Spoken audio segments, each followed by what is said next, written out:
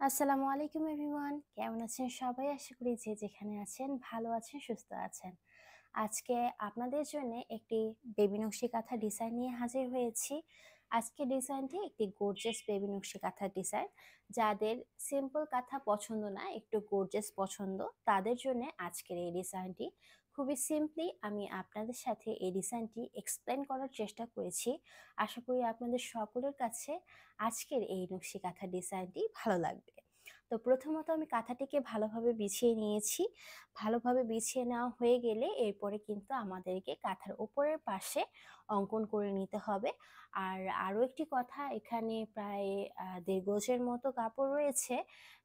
এই কাপড়টিকে আমি সমান ২ ভাগে ভাগ করে সাইড থেকে তাক সেলাই দিয়ে নিয়েছি, যেন দুটি পার্ট একসাথে অ্যাটাচ থাকে এবং সেলাই করার সময় খুবই সহজেই সেলাই করা যায়। তো কাঁথাটিকে প্রথমত আমি একটি বর্ডার লাইন তৈরি করে নিয়েছি। আমি প্রায় সবগুলো কাঁথায় একটি বর্ডার লাইন মেনটেন করার চেষ্টা করি। আমার যে স্কেলটি রয়েছে সেটি দিয়েই আমি ১ স্কেল পরিমাণের একটি বর্ডার লাইন তৈরি করি। আর এর মাঝে আমি বক্স তৈরি করেছি। ৮ ইঞ্চির একটি বক্স তৈরি করতে হবে লম্বায় এবং চওড়ায়। আপনারা ঠিক একইভাবে ৮ ইঞ্চি পরিমাণের এই বক্সটি তৈরি করবেন। যদি বেবি নকশি কাঁথা হয় অথবা ২ গজার কাঁথা হয়, সেক্ষেত্রে আপনারা এই মাপটি মেনটেন করবেন। আর যদি আপনারা এই ডিজাইনটি বড় কাঁথার ক্ষেত্রে এপ্লাই করতে চান, সেক্ষেত্রে অবশ্যই কিন্তু এর মাপটি বাড়িয়ে নিতে হবে। তখন আপনারা চাইলে ১০ ইঞ্চি কিংবা ১২ ইঞ্চিতে এই বক্সগুলো তৈরি করে এরপরে ডিজাইনটি আপনারা বড় কাঁথায় এপ্লাই করবেন। আর এর থেকেও যদি আপনারা সিম্পল চান, সেক্ষেত্রে ১৫ ইঞ্চিতে এই মার্কটি করবেন শুধুমাত্র বড় কাঁথার ক্ষেত্রে। ছোট কাঁথার ক্ষেত্রে কিন্তু ১৫ ইঞ্চি দিলে এই ডিজাইনটি অনেকটা বড় হয়ে আসবে এবং দেখতে ভালো লাগবে না। আর যদি একই মাপের একইভাবে ডিজাইন বড় কাঁথায় গর্জের সহকারে করতে চান, সেক্ষেত্রে আপনারা এই মাপটি মেনটেন করবেন। আশা করি আমি বুঝাতে পেরেছি দুটি কাঁথার ক্ষেত্রে কিভাবে মাপটি মেনটেন করতে হবে।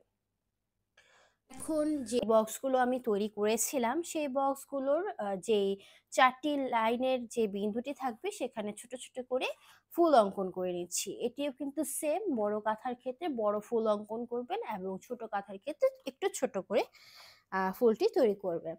যেগুলো যতগুলোই বিন্দু থাকবে আপনারা ঠিক ততগুলো বিন্দুতেই একইভাবে ফুলটি অঙ্কন করে নিবেন। এরপরে আমি ডিজাইন এক, এক করে আপনাদেরকে দেখিয়ে দিব। খুবই সিম্পলি ভাবে রাউন্ড, রাউন্ড শেপে পাতার সমন্বয়ে একটি ডিজাইন তৈরি করে নিচ্ছি। আপনারা দেখলে হয়তোবা বুঝতে পারবেন, এখানে কিন্তু আপনারা চাইলে নরমালি ছোট, ছোট যে পাতাগুলো থাকে সেগুলোও দিতে পারেন। তবে আজকে আমার মনে হলো এই ডিজাইনটি দিলে কাঁথাটা একটু গর্জিয়াস মনে হবে। যার কারণে এই ডিজাইনটি এপ্লাই করা। তো এখানে কিন্তু একটি টেকনিক আমি এপ্লাই করেছি। এখানে যে ফুলটি রয়েছে, সেই ফুলটিতে আমি চারপাশ থেকে এই পাতা সমন্বয়ে এই ডিজাইনটি তৈরি করে এরপরে মাঝের কিন্তু একটি ফুল আমি গ্যাপ রেখে আবার পরবর্তীতে আবার ঠিক একইভাবে তৈরি করে নিচ্ছি। তো এই দিকটা একটু খেয়াল রাখবেন। আবার এই লাইনটায় যে ফুলটা আমি বাদ রেখেছি, পরবর্তী লাইনে সেই ফুলটা থেকে আবারও ডিজাইন অঙ্কন করছি। আমি আশা করি বোঝাতে পেরেছি এবং স্কিপ না করে ভিডিওটি ডিটেইল সহকারে দেখবেন, তাহলে বুঝতে পারবেন যে আসলে ডিজাইনটি কিভাবে তৈরি করছি আমি। খুবই সিম্পল একটি ডিজাইন, তবে এই টেকনিকটি প্রতিটা ফুলের পাশ থেকে আপনাদেরকে মেইনটেইন করতে হবে। তো এটি যদি ওলটপালট হয়, সেক্ষেত্রে কিন্তু আপনাদের ডিজাইন ওলটপালট হয়ে যাবে। তো এই বিষয়টা একটু খেয়াল রাখবেন। এই কনসেপ্টটা যদি আপনাদের ক্লিয়ার হয়ে যায় যে কোন ফুল থেকে কোন ফুলের ডিরেকশন আপনারা করতে হবে আপনাদের। তো এই দিকটা যদি আপনারা ক্লিয়ার হতে পারেন, সেক্ষেত্রে আপনাদের এই ডিজাইনটি এপ্লাই করা কোনো ব্যাপারই না। আপনারা যেকোনো কাঁথায় যেকোনো সাইজে আপনারা এই ডিজাইনটি এপ্লাই করতে পারেন। তো আমি এক, এক করে এই ডিজাইনটিও তৈরি করে নিচ্ছি। আর হ্যাঁ, এই কাঁথাটি কিন্তু আমাদের একটি অর্ডারকৃত কাঁথা, আর্ট করা কাঁথার ডেলিভারি ছিল। যার কারণে এই কাঁথার সেলাই কিন্তু আমি আপনাদের সাথে শেয়ার করতে পারবো না। তবে এছাড়া আরো অনেক ধরনের কাঁথার সেলাই করা হয়েছে এবং হবে। আশা করি আপনাদের সকল কিছু আপনাদের সাথে আমি শেয়ার করব এক, এক করে। কিছুদিন যাবৎ ইরেগুলার ছিলাম পার্সোনাল কিছু কাজের জন্যে। অ্যাক্টিভ হতে চেয়েও কিন্তু হতে পারিনি। তবে এখন আমি আশা করি আপনাদের সাথে প্রতিনিয়ত ডিজাইনগুলো শেয়ার করে যাব, যেন আপনারা নিজেরাও এই কাঁথাগুলো তৈরি করতে পারেন। আর নিজেদের যদি প্রয়োজন হয় সেক্ষেত্রে তো আপনারা তৈরি করবেন। আ এক, এক করে যদি আপনারা ব্যবসায়িক কোনো কাজে এই ডিজাইনগুলো এপ্লাই করতে পারেন, সেক্ষেত্রেও আপনারা করতে পারেন। যার কারণে আমি ডিটেইলস সহকারে আপনাদের সাথে এই কাজগুলো শেয়ার করি। যেন আপনারাও ঘরে বসে এ ধরনের কাজগুলো খুব সহজেই করে নিতে পারেন। তো আপনাদের সাথে কথা বলতে, বলতে কিন্তু সবগুলো ডিজাইন তৈরি করা হয়ে গিয়েছে। আর স্কেলের সাহায্যে আমি যেই খালি অংশটুকু ছিল সেখান থেকে ৩ টি লাইন তৈরি করে নিচ্ছি। একদিক থেকে যেই লা আম মা ডিরেকশনটা মেইনটেইন করব, পরবর্তীতে আমরা উল্টো সাইডটা মেইনটেইন করব। ঠিক এইভাবে সবগুলো ডিজাইন আমাদেরকে এক, এক করে তৈরি করে নিতে হবে। যেহেতু ১.৫ গজের কাঁথা, সেহেতু কাঁথাটির সাইজ খুবই ছোট।